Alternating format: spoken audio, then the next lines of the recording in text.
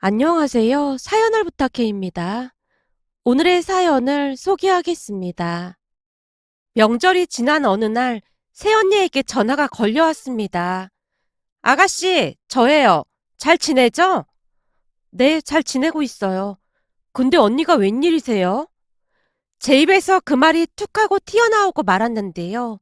그도 그럴 수밖에 없었던 것이 결혼 후 새언니가 제게 처음으로 전화를 했기에 제 입장에서는 많이 당혹스러울 수밖에 없었습니다.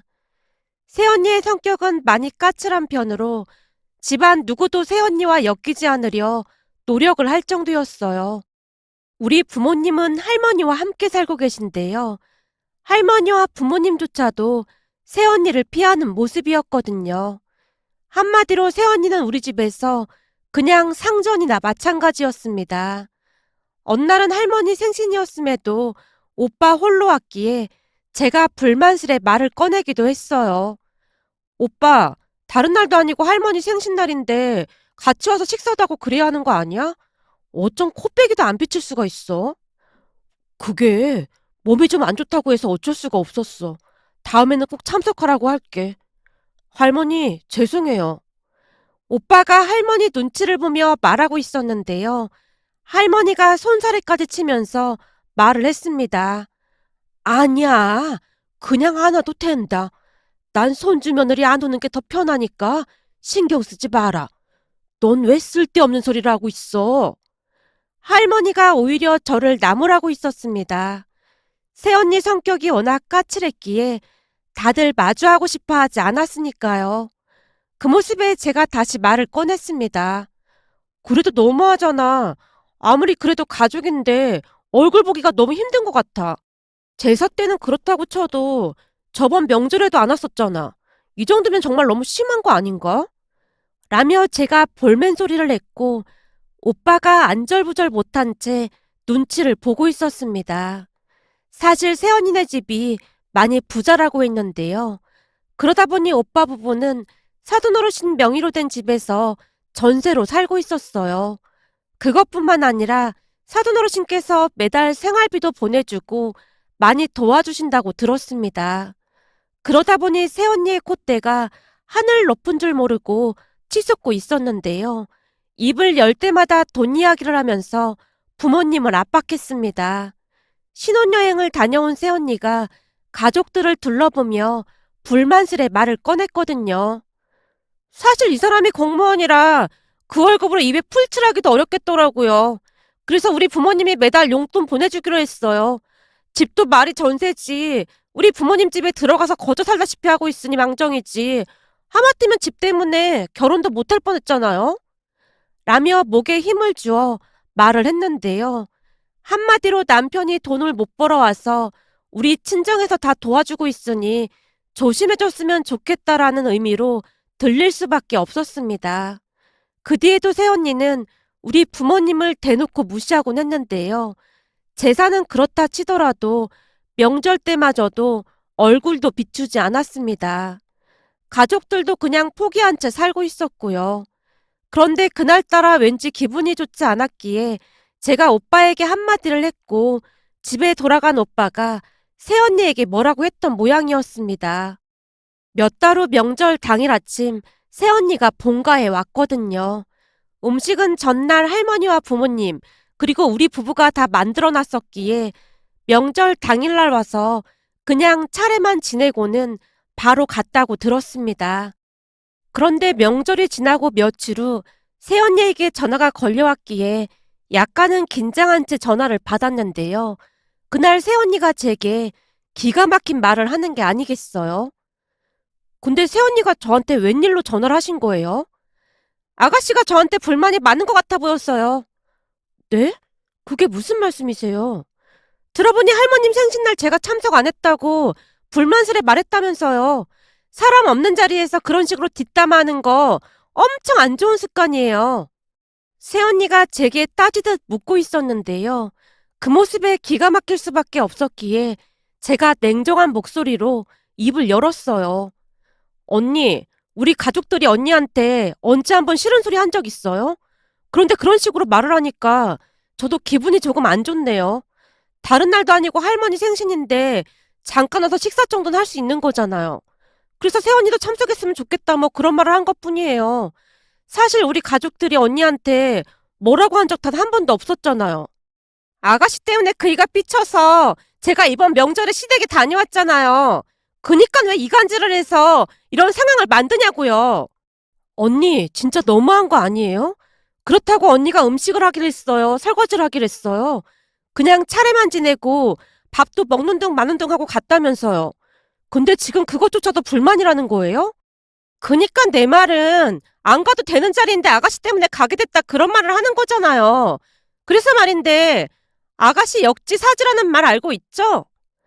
새언니의 입에서 뜬금없이 역지사지라는 말이 새어나왔습니다. 그 말에 제가 너무나 어이가 없어서 피식 웃고 말았는데요. 아가씨, 지금 저 무시하는 거예요? 지금 비웃고 있는 거죠? 그런 게 아니라 혹시 역지사지 뜻을 알고 하는 말인가 해서요. 당연히 알고 있죠. 암튼 제가 며칠 동안 곰곰이 생각을 해봤는데요. 제가 워낙 합리적인 사람이라 이렇게 당하고만 있을 수는 없겠더라고요. 그건 또 무슨 말이에요? 제 입장에서는 새언니가 억지를 부리고 있다는 생각만 들었기에 다시 묻고 있었는데요. 그 순간 새언니 입에서 충격적인 말이 터져나왔습니다. 그래서 말인데 역지사지하는 마음으로 아가씨도 우리 친정에 와서 제사에 참석을 해줬으면 좋겠어요. 네? 그게 무슨 말이에요? 그러니까 지금 저보고 새언니 친정 제사에 참석을 하라 그 말인 거예요? 맞아요. 저도 명절에 시댁 가서 제사 지냈으니까 아가씨도 역지사지하는 마음으로 우리 친정 제사에 참석해줬으면 좋겠어요. 그래야 아가씨가 제 마음을 잘 이해할 수 있을 것 같아서요. 언니, 지금 그 말 진심인 거예요? 당연하죠.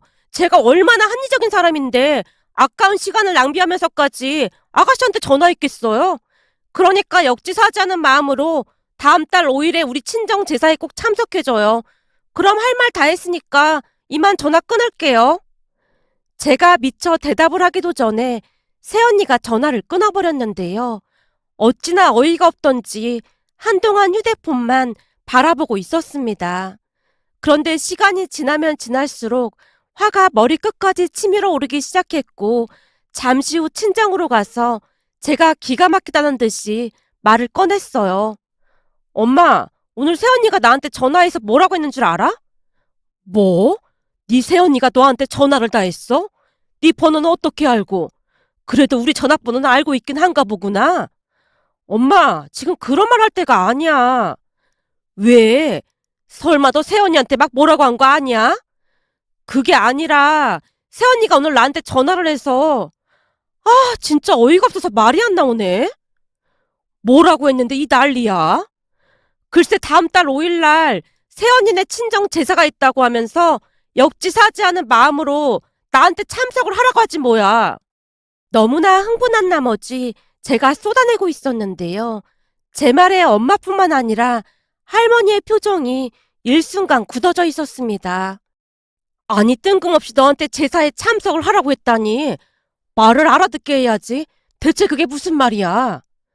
그때 할머니 생신 때 새언니 안 왔다고 내가 오빠한테 한마디 했었잖아. 그것 때문에 오빠랑 한바탕 한 모양인지 이번 명절에 억지로 참석을 하게 됐다고 그게 다 내 탓이라고 하면서 역지사지하는 마음으로 새언니네 친정 제사에 참석하라잖아. 말을 하면 할수록 화가 치밀어 올라 생각나는 대로 마구마구 말을 하고 있었는데요. 순간 엄마가 다시 제게 물었습니다. 그러니까 명절날 시댁이 왔다고 기분이 안 좋았다 뭐 그런 말인 거야? 그렇다니까.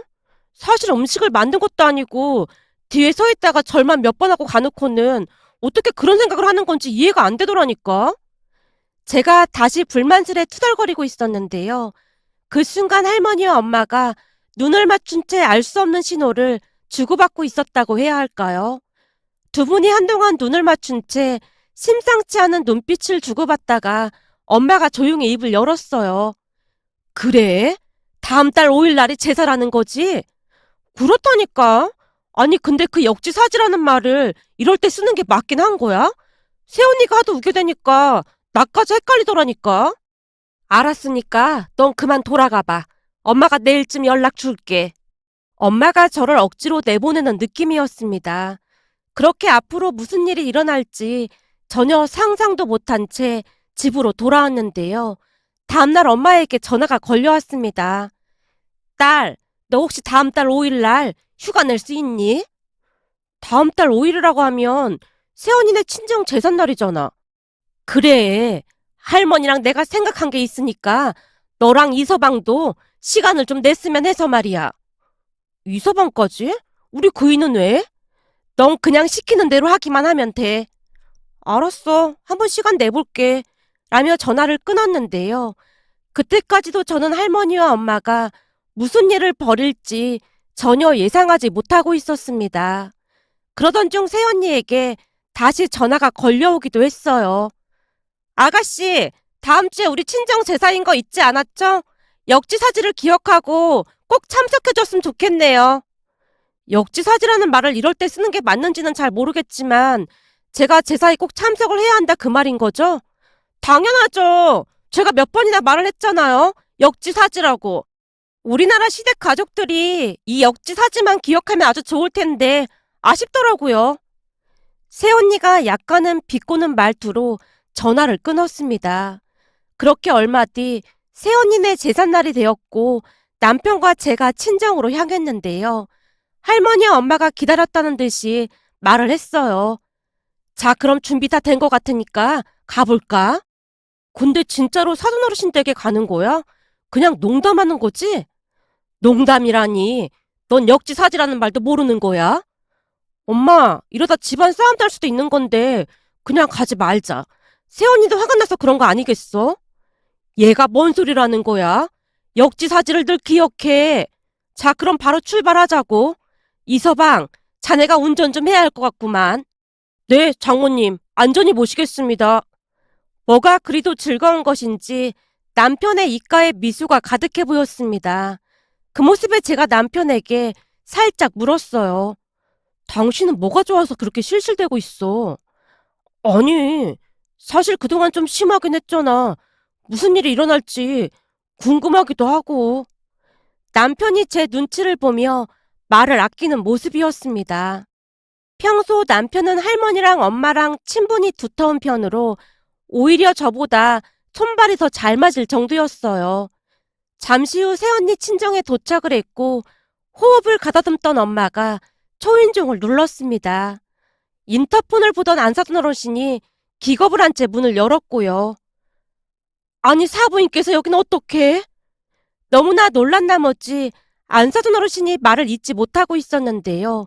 그도 그럴 수밖에 없었던 것이 할머니까지 계셨으니 얼마나 놀랐을지 충분히 짐작이 되고도 남았습니다. 안사돈 어르신의 말에 엄마가 담담한 목소리로 입을 열었어요. 사부인 잘 지내셨죠? 예, 사부인도 잘 지내셨죠? 그런데 여기는 어떻게 오신 거예요? 제가 며느리한테 듣자 하니 오늘 친정에 제사가 있는 날이라고 하더라고요.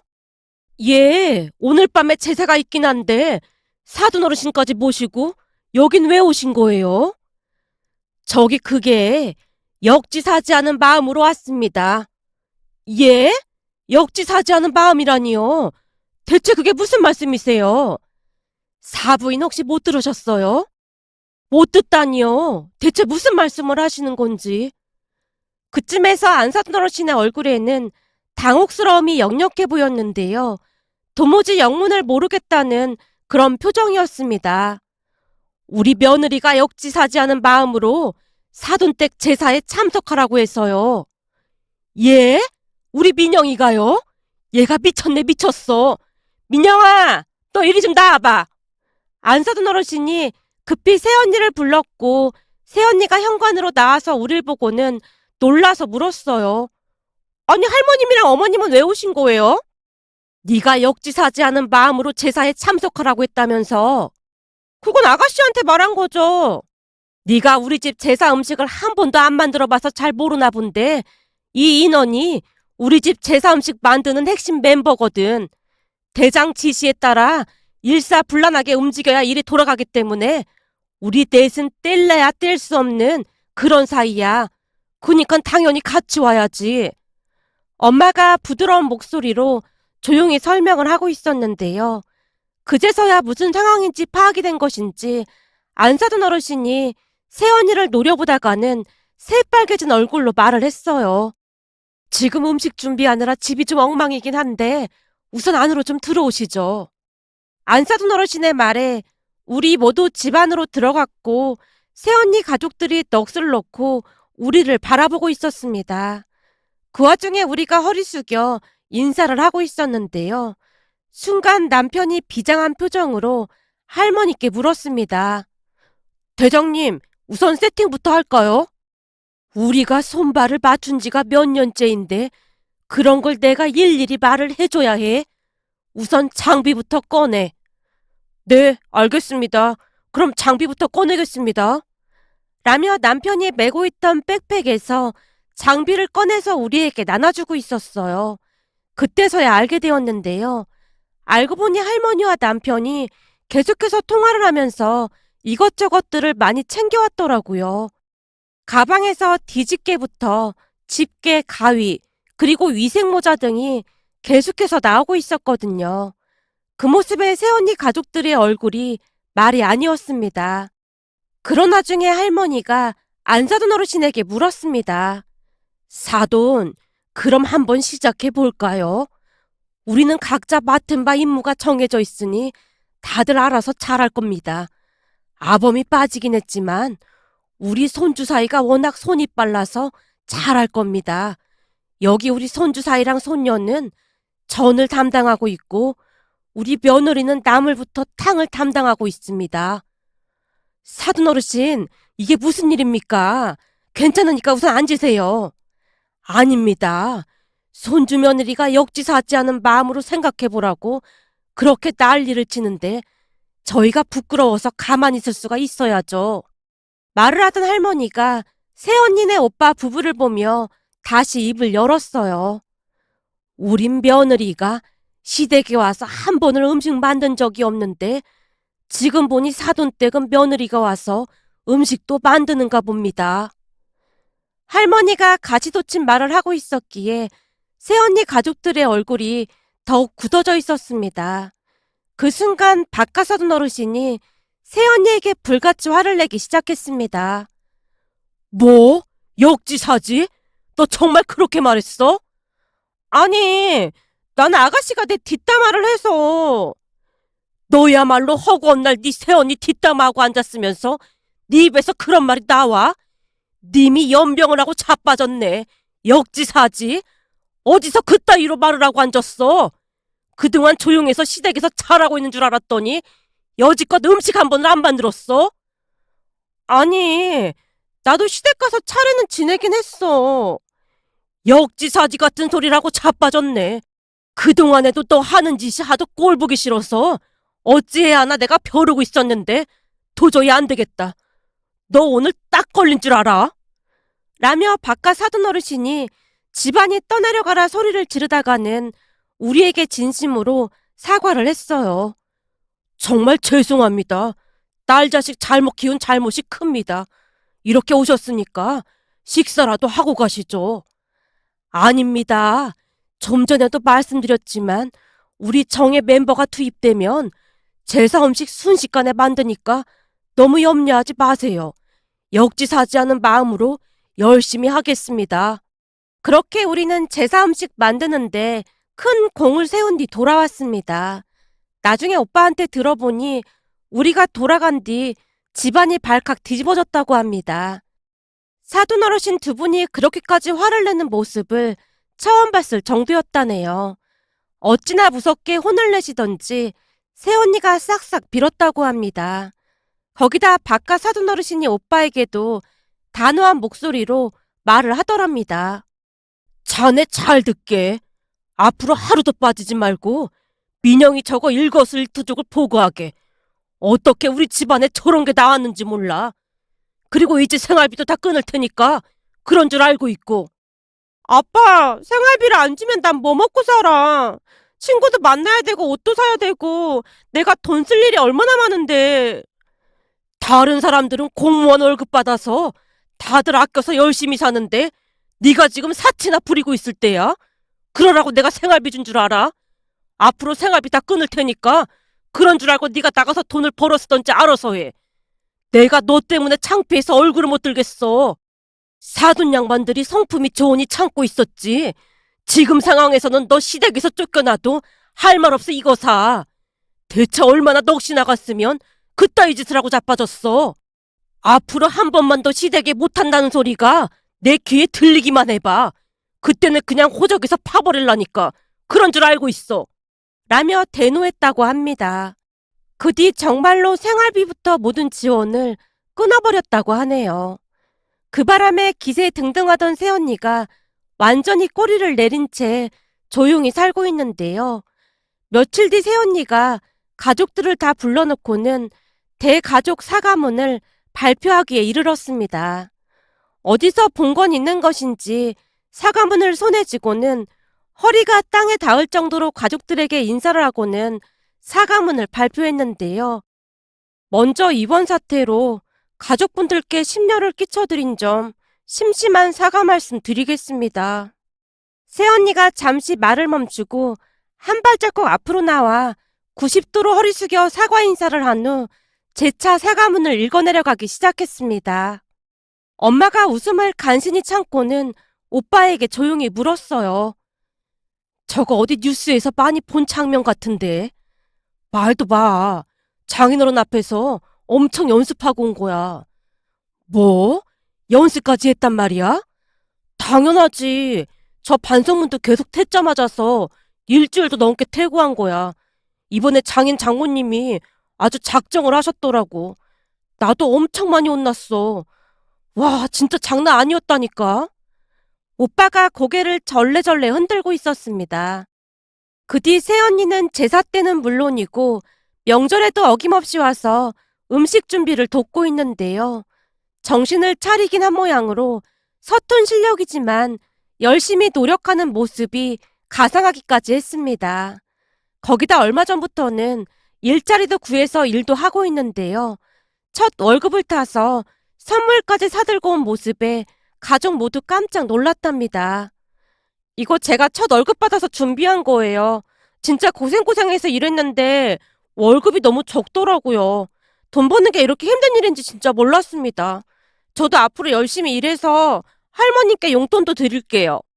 생활 전선에 뛰어든 새언니의 얼굴이 말이 아니었는데요. 살이 많이 빠져 있었거든요. 그 모습을 보고 마음이 약해진 엄마가 삼계탕을 해서 일일이 살까지 발라줬는데 그걸 넙죽넙죽 받아먹고 있는 모습을 보며 할머니가 조용히 말을 했어요. 저런 거 보면 영락없이 철부지라니까. 그래도 그새 철이 많이 들었네. 월급 탔다고 가족들 선물도 사다 주고. 이래서 부모의 역할이 중요한 거야. 그때 사돈 양반 두 사람이 저 철부지 편만 들었으면 절대 안 바뀌었을 거다. 라며 할머니가 감탄을 하기도 했습니다.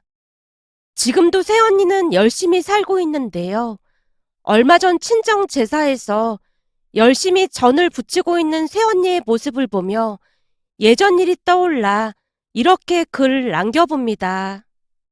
오늘의 사연은 여기까지였습니다. 즐겁게 보셨다면 구독, 좋아요 부탁드립니다. 고맙습니다.